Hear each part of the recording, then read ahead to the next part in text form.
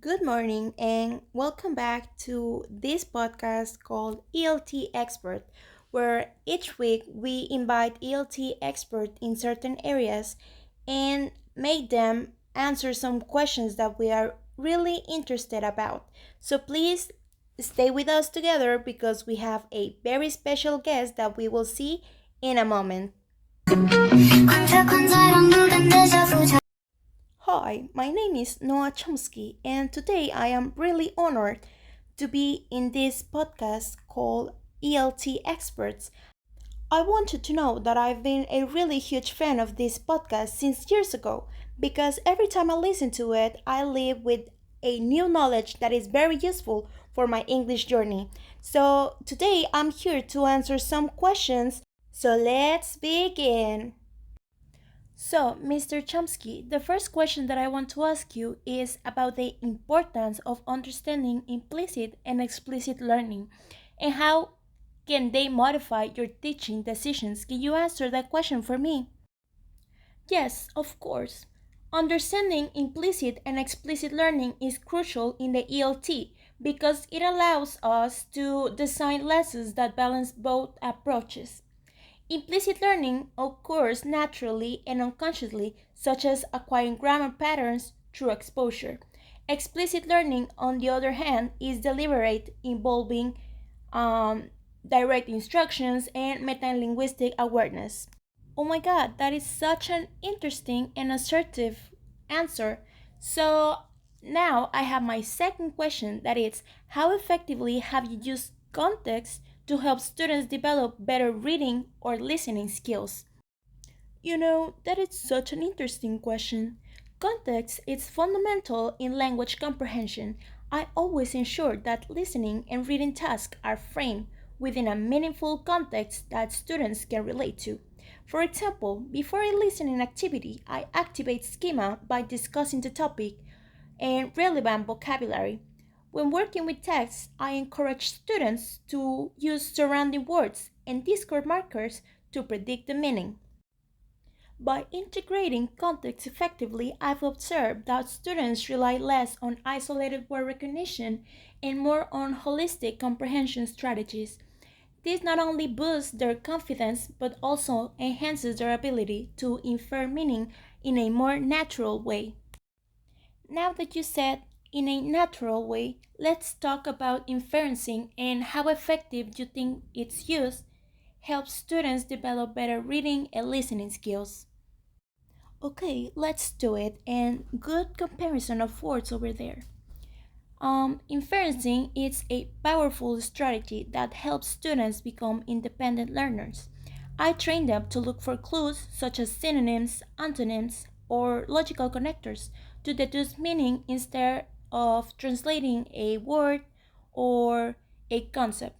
For reading, I often use short extracts where students must infer missing information based on textual hints. In listening, on the other hand, I encourage students to predict content from intonation, stress, um, patterns on the speaker tendencies, and this can significantly improve their comprehension, particularly with authentic material where language is not always explicit. So, you have used the word schema on your answers. So, I came up with a new question.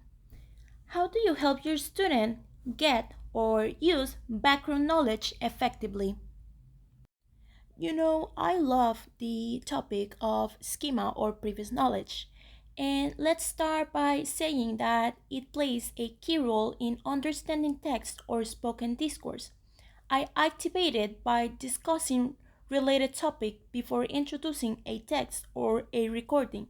For instance, if students are going to read about environmental issues, I first ask them what they already know and what key terms they associated with the topic.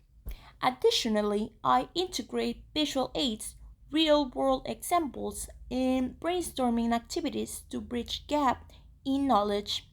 By doing so, students approach reading or listening tasks with greater confidence. All the answers you have gave us have been really interesting and helpful for our journey as English teachers. But now, sadly, I have come to my last question. That is, how can knowing all of the above, including explicit and implicit learning, context, and background knowledge, change our understanding on how listening and reading occur in our mind and our students' mind? Are there new decisions to make on our next lesson plan? Is this really the last question? I've had so much fun answering that time fly by. But well, recognizing these factors reshapes our understanding of how students process language. Listening and reading are not passive skills but complex, dynamic processes involving prediction, interfering, and contextual awareness. In my next lesson, I will be more intentional about scaffolding learning. For example, if students struggle with comprehension, I might adjust the pre listening task to include more explicit language or provide guided reading strategies. Additionally, I will continue incorporating implicit exposure alongside structured learning activities to strike the right balance. Thank you so much for all your answers. I am afraid this is the end of the interview and the podcast, but will we see you in a next episode? I hope so. Please let us know. It was top secret, but I have scheduled a next interview with you next month. Please wait for it.